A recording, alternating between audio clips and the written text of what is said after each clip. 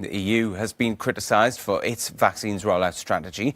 A second jab is on the cusp of being approved by the EU's regulatory body, but alleged bad planning by member states, coupled with patient hesitancy, means the EU is lagging behind other countries such as the UK or Israel.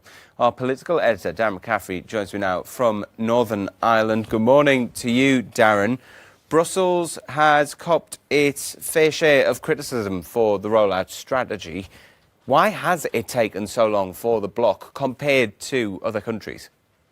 Well, you know what, Oliver, it's all turned into somewhat of a joke, really, hasn't it, to a large degree? And it's, not a funny one, because clearly this is all about trying to protect people's lives and indeed livelihoods, because the later that this vaccine is rolled out, the more it means that we're likely to live under increased restrictions, and it frankly means more people are going to die. Now, at the moment, lots of member states seem to be blaming Brussels in part for this, though it must be said, in reality, actually, the blame is to lie at national capitals. They don't seem to have planned terribly well for all of this. You're right in pointing out that clearly the European Medicines Agency so far has only approved one vaccine, that is the Pfizer vaccine, which came on stream at the end of last month. Now, that was later, for example, than the US or the UK.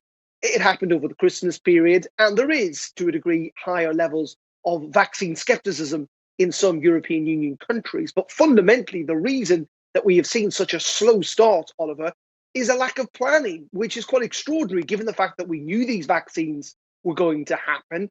There are even suggestions in Belgium, for example, today that they may not be able to vaccinate at the weekend simply because they don't have the staff, which again seems extraordinary given the fact that they've had months to plan. As you said, the Netherlands is only beginning its vaccination program today. A reminder that the EMA, which is based in the Netherlands, approved the Pfizer vaccine on the 21st of December, weeks and weeks ago.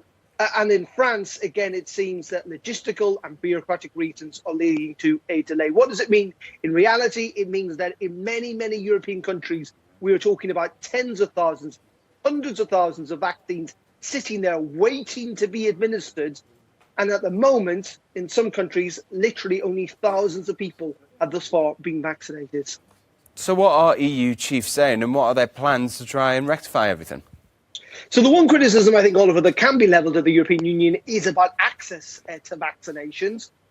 At the moment, only one has been approved. Now, clearly, it is an independent body, the European Medicines Agency, that will decide which ones are allowed to be used inside the EU. And there are suggestions that Moderna, that second jab from the United States, may well be approved as early as today, though that is somewhat delayed, some would suggest. That will help clearly in terms of access to other vaccines. And there is a hope that the AstraZeneca one from Oxford University may well be approved in the weeks to come. Now, that could be a game changer given the fact that it doesn't need to be stored at these high temperatures, and so will be more easy to administer. As I said, the criticism of the EU comes in the fact that they may not have stockpiled enough of these vaccines, and that they may not be available at certain points in the year in terms of the contracts they've signed. We don't really know the reality of that because the EU has been pretty discreet in terms of what the contracts are and when these vaccines might be available. But you know what? That is a medium to longer term problem at the moment, Oliver. No country in the European Union at the moment doesn't have a lack of vaccinations. They're all sitting there.